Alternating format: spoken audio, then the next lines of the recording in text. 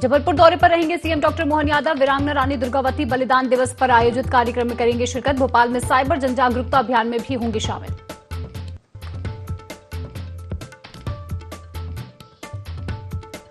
रायपुर में बीजेपी की बड़ी बैठक आज। आगामी कार्य योजना पर होगा मंथन। सीएम विष्णुदेव साय करेंगे शिरकत। दिल्ली भी जाएंगे सीएम साय।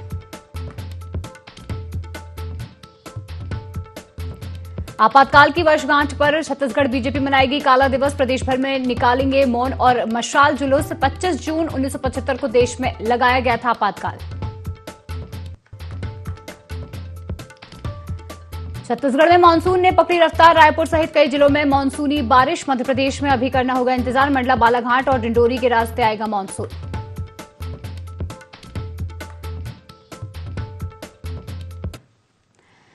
नमस्कार, IND 24 में आपका स्वागत है। मैं हूं आपके साथ शिवा। शुरुआत करेंगे इस बुलेटिन की बड़ी खबर से, जहां जबलपुर से एक खबर सामने आ रही है। शादी का झांसा देकर और दगाबाजी का मामला जबलपुर से सामने आ रहा है, जहां भाजपा नेत्री की मौजूदगी में हुई थी सगाई।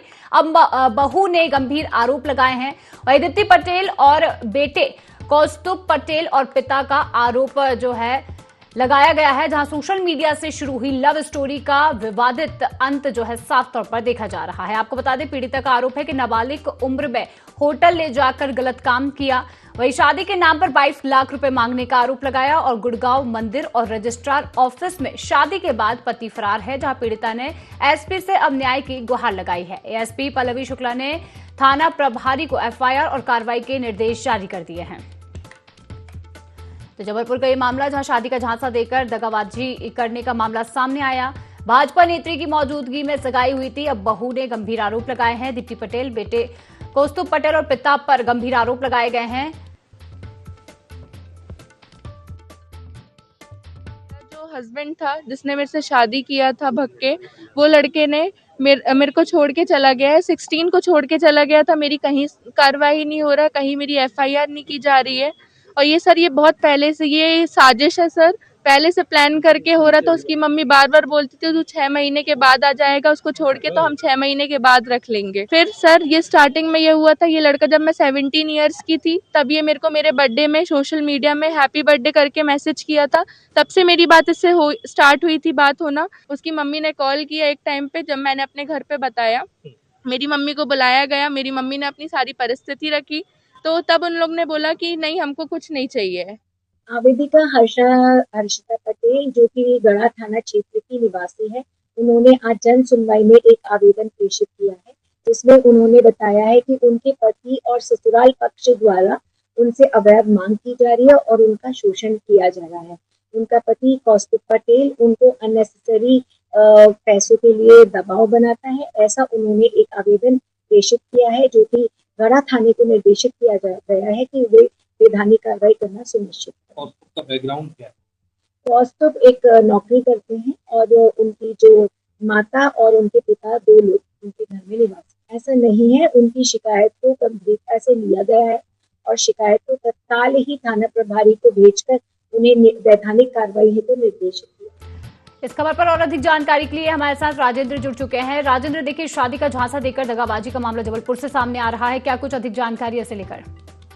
जी बिल्कुल, मैं आपको बता दूं कि ये जो पूरा मामला है, SP ऑफिस जो है गढ़ा थाना क्षेत्र की रहने वाली पीड़िता है, उसने गंभीर आरोप जो लगाए हैं युवक पर। उसका ये कहना है साफ तौर पे कि सोशल मीडिया के जरिए जो है, जब वो स्कूल में पढ़ती थी और कौस्तुभ पटेल जो है उसने पहले बातचीत शुरू की, उसके बाद फिर शादी का झांसा दिया और उसके बाद अपने घर वालों को भी शादी के लिए मना लिया गया। लेकिन उसके बाद जो बताया जा रहा है, पीड़िता का आरोप है कि भाजपा नेत्री दीप्ति पटेल है, पहले तो जो है परिजन तैयार हो गए और उसके बाद जब शादी की बात आई और शादी में खर्च होने का जो खर्चा था उसको लेकर जब बात हुई, तो 22 लाख रुपए की करीब डिमांड की गई और कहा गया कि जब तक 22 लाख रुपए जो खर्चा है वो नहीं देंगे तब तक वो शादी नहीं होगी। पीड़िता ने ये भी आरोप लगाया कि उसके बाद जो युवक है वो उसे गुड़गांव ले गया, फिर रजिस्ट्रार ऑफिस ले गया, बकायदा जो है मंदिर शादी से हुई, उसमें जो युवक है उसके जो परिजन है वो भी मौजूद थे। उसके बाद जो है उसे घर ले जाने की बजाय उसको युवक ने जो है छोड़ दिया और लगातार जो भाजपा नेत्री जो पीड़िता आरोप लगा रही है वो लगातार धमकियां जो दे रही है। तो पीड़िता ने साफ तौर पर आरोप लगाया है। इसको लेकर जो है अतिरिक्त पुलिस अधीक्षक ने पूरे मामले का जो है गढ़ा थाने प्रभारी को जांच के निर्देश दिए हैं। जी बिल्कुल, देखना होगा आखिर इस पर क्या कार्रवाई होती है। तमाम जानकारी के लिए आपका धन्यवाद।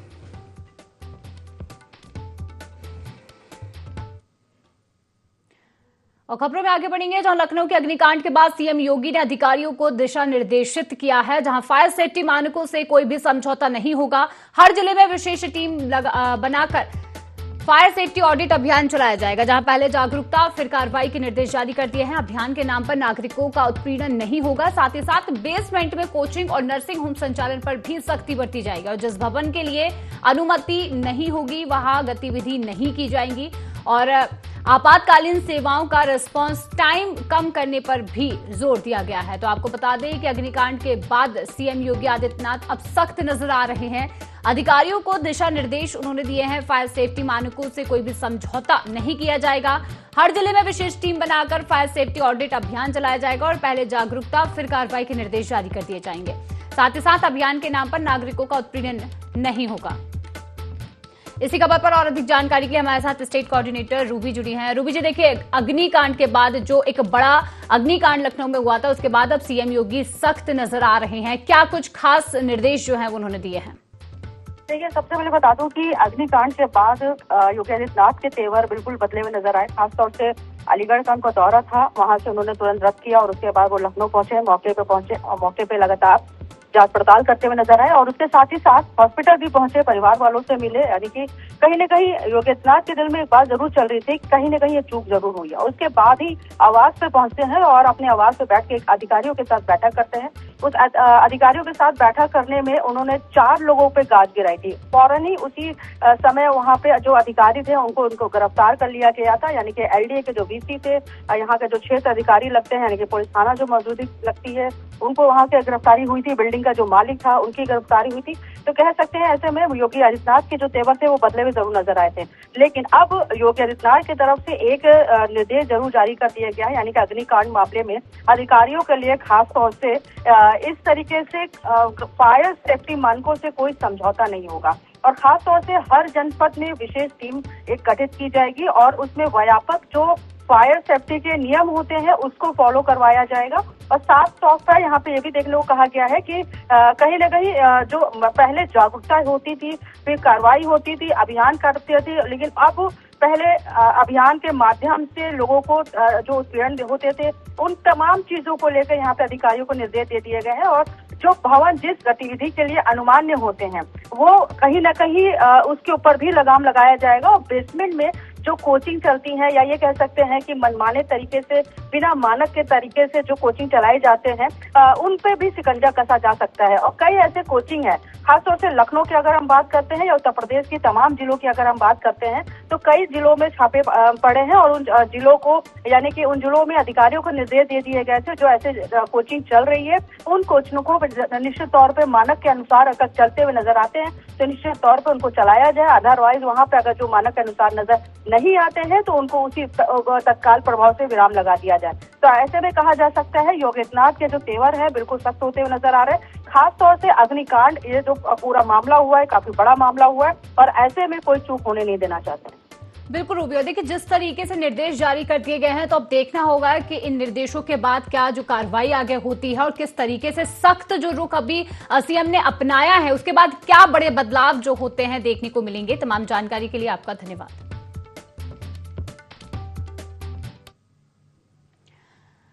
लखनऊ अग्निकांड के बाद छात्र छात्राओं की सुरक्षा को लेकर प्रशासन सतर्क है, जहां अग्निशमन विभाग ने कोचिंग संस्थानों और लाइब्रेरियों का औचक निरीक्षण किया है। बता दें, रॉबर्ट्सगंज, ओबरा और दुधही के कई संस्थानों की जांच हुई है, जहां अग्निशमन यंत्रों और आपातकालीन निकास मार्गों का जायजा लिया गया है। सुरक्षा मानकों का 100% पालन सुनिश्चित करने के सख्त निर्देश जारी कर दिए गए हैं। तो इन संस्थान संचालकों को आपदा प्रबंधन के प्रति जागरूक भी किया गया। लापरवाही मिलने पर कड़ी कार्रवाई की चेतावनी दी गई है। तो वहीं प्रशासन ने छात्रों की सुरक्षा को सर्वोच्च प्राथमिकता बताया है। वहीं जनपद में आगे भी अब अग्नि सुरक्षा जांच जारी रहेगी। जिलाधिकारी चर्चित गौंड के निर्देश पर यह निरीक्षण अभियान चलाया गया है। तो आपको बता दें, सोनभद्र में जहां लखनऊ अग्निकांड हुआ था, उसके बाद से ही छात्र छात्राओं की सुरक्षा को लेकर अब प्रशासन सतर्क नजर आ रहा है।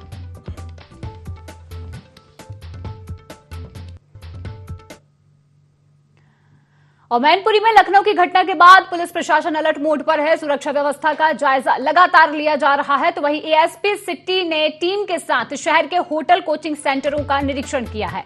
कोचिंग सेंटरों और होटलों की फायर विभाग की एनओसी की चेक और सुरक्षा व्यवस्थाओं का भी जायजा लिया। तो वहीं कमियां मिलने पर तत्काल सुधारने के निर्देश भी जारी किए हैं। वहीं चेकिंग के दौरान ASP city, SDM Abhishek Kumar और फायर विभाग की टीम मौजूद रही। आपको बता दें कि अब सुरक्षा मानकों को लेकर लगातार प्रशासन सख्त नजर आ रहा है, क्योंकि लखनऊ में हुए बड़े अग्निकांड के बाद से ही प्रशासन अलर्ट मोड पर है। सुरक्षा व्यवस्था का जायजा भी लिया जा रहा है। साथ ही साथ एएसपी सिटी ने टीम के साथ शहर के होटल कोचिंग सेंटरों का भी निरीक्षण किया, जहां कोचिंग सेंटरों और होटलों की फायर विभाग की एनओसी चेक की। साथ ही साथ सुरक्षा व्यवस्थाओं का जायजा भी लिया और जो कमियां मिली हैं, कमियां मिलने पर तत्काल सुधारने के निर्देश जारी कर दिए हैं। बता दें, चेकिंग के दौरान ASP city, SDM Abhishek Kumar और फायर विभाग की टीम मौके पर मौजूद रही, जहां लगातार अब सुरक्षा व्यवस्थाओं को लेकर जांच तेज कर दी गई है। मैनपुरी में भी सुरक्षा को लेकर प्रशासन अलर्ट नजर आया। पुलिस विभाग, फायर विभाग और प्रशासन की मदद के साथ एक अभियान यहाँ चलाया जा रहा है। उस अभियान के तहत जितने भी कोचिंग इंस्टीट्यूट है, अंडरग्राउंड पढ़ने वाले लाइब्रेरी या ऐसे इंस्टीट्यूट जहाँ पर बच्चों का आना जाना लगा रहता है, प्लस जितने भी गेस्ट हाउस या होटल्स जो भी यहाँ पर प्रचलित है, उसको चेक किया जा रहा है कि किस किस जगह पर कमियाँ पाई जा रही हैं और उस पर कमियाँ के बाद उसमें आगे की कार्रवाई की जाएगी। फायर से संबंधित एनओसी और एंट्री और एग्जिट के रास्ते और कितना मानक था, मानक के प्रारूप में वो बिल्डिंग बनी है कि नहीं बनी, या फिर उसमें जो भी कार्य चल रहा है वो मानक के प्रारूप में है या नहीं, इसी चीज़ को हम लोग चेक कर रहे हैं। और चेक करने के बाद इससे रिपोर्ट के माध्यम से आगे की कार्रवाई की।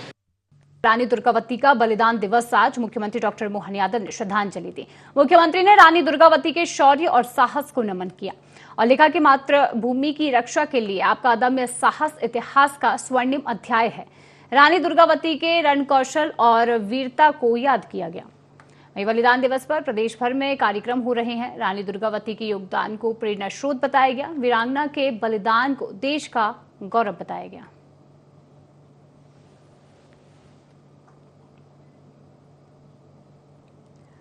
और अब खबर गुना से, जहां प्रेम ग्रीन होटल के पीछे शिव कॉलोनी में मारपीट की गई, जहां विनायक खेड़ी में 5 लोगों के साथ मारपीट का आरोप लगा है।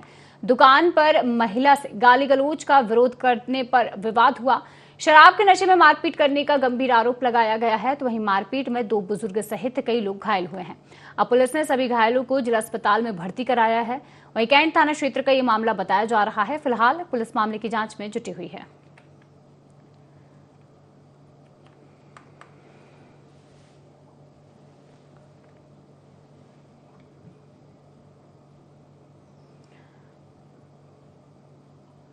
और भोपाल के काजी कैंप में कार सवार युवक से मारपीट की गई, जहां 15,000 रुपए की रंगदारी मांगने का गंभीर आरोप लगा है। हनुमानगंज थाना क्षेत्र में युवक की गाड़ी रोककर मारपीट की गई। आरोपियों ने जान से मारने की धमकी देने का भी आरोप लगाया। तो वहीं पीड़ित की शिकायत पर पुलिस ने मामला दर्ज कर लिया है और घटना का सीसीटीवी फुटेज भी सामने आया है। बता दें, पुलिस ने आरोपियों की तलाश शुरू कर दी है। मामले की जांच फिलहाल जारी है।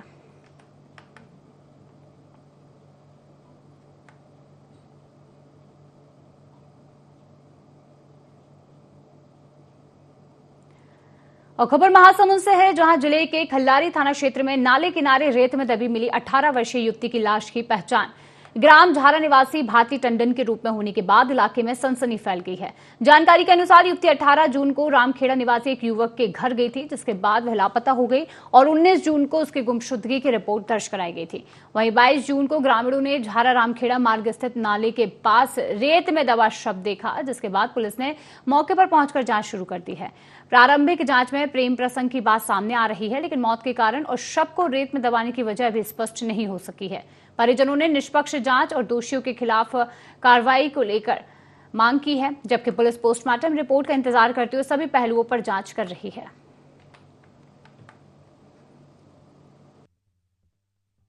थाना खल्लारी को ग्रामवासियों के माध्यम से सूचना प्राप्त हुई थी कि झारा नाला जो है वहाँ पे एक अज्ञात महिला का शव दिखाई दे रहा है, जिसकी सूचना पर खल्लारी पुलिस एवं फॉरेंसिक की टीम घटनास्थल पहुंची हुई थी। प्रथम दृष्टया जो शव को देखने से थोड़ा डिकम्पोज की स्थिति में था, तो हमारे द्वारा मर्ग पंचनामा की कार्रवाई की गई है एवं फॉरेंसिक की टीम के द्वारा घटनास्थल निरीक्षण किया गया है। शव को तत्काल की स्थिति में, चूंकि शव अज्ञात स्थिति में था और हमारे द्वारा उसकी शिनाख्तगी है, जिनकी थाना खल्लारी में दिनांक 20 तारीख को गुम इंसान की सूचना दर्ज कराई गई थी। प्रथम दृष्टया शव को देखने से संदेहास्पद प्रतीत हो रहा था। हमारे द्वारा मर्ग पंचनामा के पश्चात पीएम हेतु शव को भेजा गया है। पीएम रिपोर्ट प्राप्ति पश्चात एवं अन्य जो तथ्य पाए जाते हैं उसके आधार पर हमारे द्वारा कार्रवाई की जाए। उनका मामला जहां परिजनों ने निष्पक्ष जांच की मांग करते हुए तुरंत कार्रवाई की मांग की है।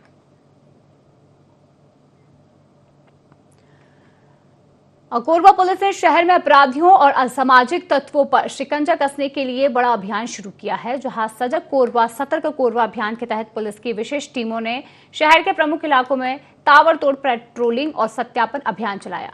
इस दौरान संदिग्धों के ठिकानों पर दबिश दी गई और नियमों का उल्लंघन करने वालों पर सख्त कार्रवाई की गई है। हालिया आपराधिक घटनाओं के बाद पुलिस अब पूरी तरह एक्शन मोड में नजर आ रही है।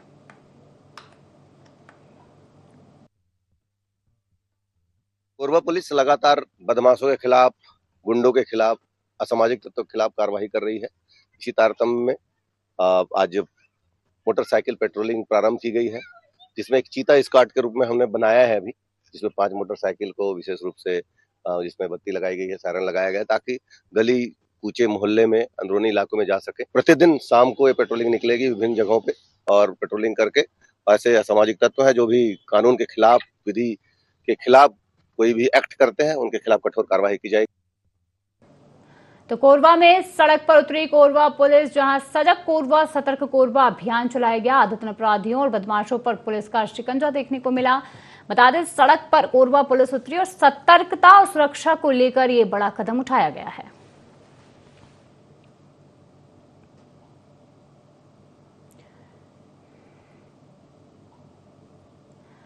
तो बता दें कि कोरबा में सजग कोरबा सतर्क कोरबा अभियान चलाया गया।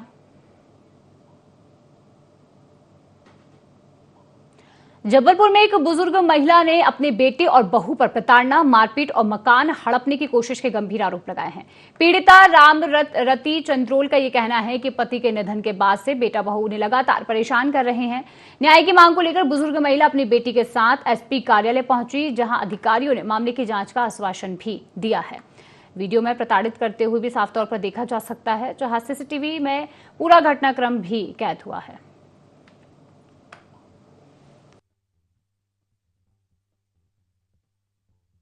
पुलिस इंस्पेक्टर थे गढ़ा थाना में। मेरे पति पर बेटा बहू मेरे को बहुत परेशान करते हैं।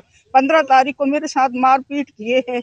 हाँ, रितु चंद्रोल ने मारपीट की थी और वो स्टाफ नर्स है यहाँ बाजना मठ में। 11 बजे गई है और 12 बजे आ गई। मैं लड़के से यही कह रही थी, सेट लगवा रहे हो तो पाइप गड्ढा मत खोदो, छत में ऐसे रेता बिछा के और सीट जमा लो अपनी, तो गड्ढा खोदे हैं छत में। तो ये ने फोन कर दिया आशीष, तो उसकी बहू 11 बजे गई है ड्यूटी और 12 बजे आ गई और हम सीधी से उतर रहे थे। मेरे को पकड़ ली, मेरे चैन और तुलसी का माला था खींच ली और ये सब मेरे को निशान जिले मेरी बेटी खींची तो इसको पूरे बाल पकड़ ली। इसको लड़ते ये चिल्लाई कि मम्मी बचाओ बचाओ, तो इसके दोनों बेटे दौड़े इसको बचाने के लिए। हम ये चाहते घर से निकल जाएं वे लोग और हम शांति से रहना चाहते हैं। रामरती चंद्रोल नामक महिला शिकायत में आई थी। इनका कहना है कि इनके बहू के द्वारा इनके साथ मारपीट की जाती है और इनने एक वीडियो भी पेश किया है और इनको चोटें भी दिखा रही है। इसको तत्काल हमने थाना प्रभारी तिलवारा को भेजा है। इसमें इनके कथन लिए जाएंगे, मेडिकल कराया जाएगा और क्योंकि इस वीडियो से स्पष्ट है इसलिए इसमें प्रथम सूचना पद्धति कर इसमें वैधानिक कार्रवाई सुनिश्चित की जाए। और अब खबर संभल से है, जहां आरोपी संदीप को मुठभेड़ के बाद गिरफ्तार कर लिया है। घटना के खुलासे में डॉग स्क्वाड की गोल्ड मेडलिस्ट डॉग मैरी ने अहम भूमिका निभाई। घटनास्थल से बरामद गमछे को सूंघकर मैरी सीधे आरोपी के घर तक पहुंची, जिससे पुलिस को जांच में निर्णायक सफलता मिली है। आरोपी के कब्जे से एक अवैध तमंचा, एक खोखा कारतूस और 3 जीवित कारतूस भी बरामद हुए हैं। पुलिस ने वैज्ञानिक और तकनीकी साक्ष्यों के आधार पर मामले का सफल अनावरण भी किया है।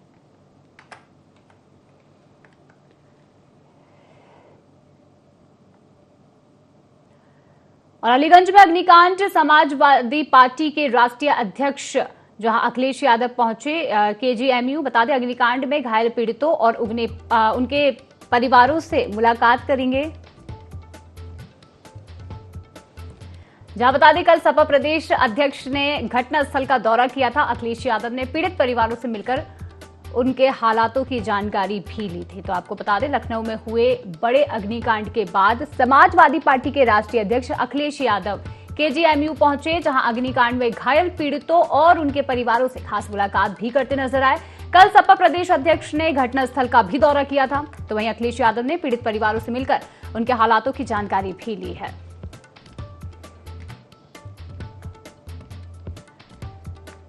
तो बता दें कि अग्निकांड में घायल पीड़ितों से मिले अखिलेश यादव, जहां कल सपा प्रदेश अध्यक्ष ने घटनास्थल का भी दौरा किया था। और गोरखपुर के गुलरेहा थाना क्षेत्र में 22 वर्षीय सुमित निषाद का शव घर की छत पर बने कमरे में फंदे से लटका मिला। घटना के समय परिवार के सदस्य खेत में धान की रोपाई के लिए गए हुए थे।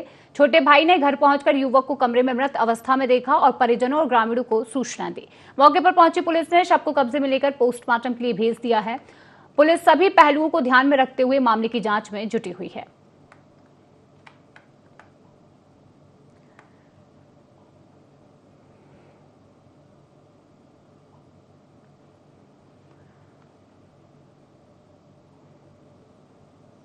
गोरखपुर के शाहपुर थाना क्षेत्र के मोहनापुर चौहान टोला में रास्ते के विवाद को लेकर बेटे ने अपने पिता पर कुदाल से हमला कर दिया। बताया जा रहा है कि परिवार के बीच आने जाने के रास्ते को लेकर लंबे समय से विवाद चल रहा था। घटना का वीडियो सीसीटीवी कैमरे में भी कैद हुआ है, जो कि सोशल मीडिया पर तेजी से वायरल हो रहा है।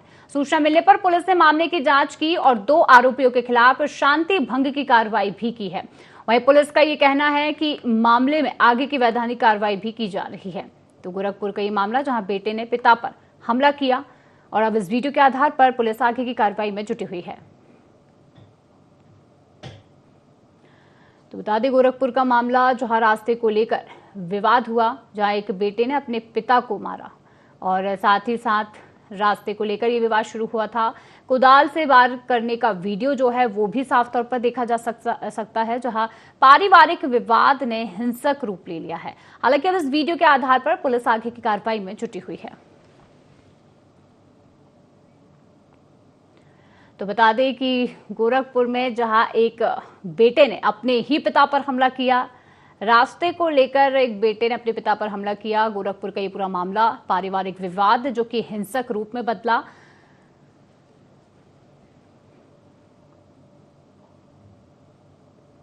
और अब खबर मैनपुरी से है, जहां कुरावली थाना क्षेत्र स्थित ग्राम देवकली में बेटी की विदाई के अगले ही दिन 40 वर्षीय किसान सुनील की करंट लगने से दर्दनाक मौत हो गई। बताया जा रहा है कि सुनील खेत पर पौधा लगाने गए थे, जहां बिजली के पोल और हाईटेंशन लाइन से उतरे करंट की चपेट में आ गए। वही गंभीर हालत में उसे अस्पताल ले जाया जा रहा था, लेकिन रास्ते में ही उसकी मौत हो गई। परिजनों और ग्रामीणों ने यह आरोप लगाया है कि हाईटेंशन लाइन में करंट उतरने की शिकायत कई बार बिजली विभाग से भी की गई थी, लेकिन कोई भी कार्रवाई नहीं हुई। वहीं परिजनों ने आर्थिक सहायता और जिम्मेदार अधिकारियों के खिलाफ कार्रवाई की मांग भी अब की है।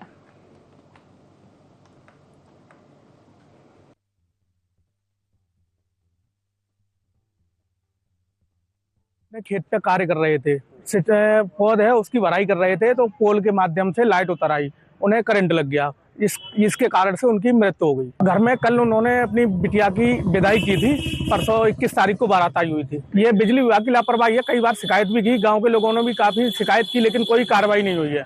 क्योंकि और भी खेतों के नीचे तार काफी नीचे हैं और जो बीच वाला चगोड़ उस पर भी तार काफी नीचे लटके हुए हैं। कोई कार्रवाई नहीं कर रहे बिजली विभाग की। ये लापरवाही है, बहुत बड़ी लापरवाही है। हम ये चाहते हैं कि उसमें थोड़ा सुधार किया जाए। जो बिजली विभाग है वो अपना जो तार है जो खेतों के, भाई आगे भी कोई दुर्घटना हो सकती है, तो इसको मद्देनजर रखते हुए उसमें सुधार किया जाए।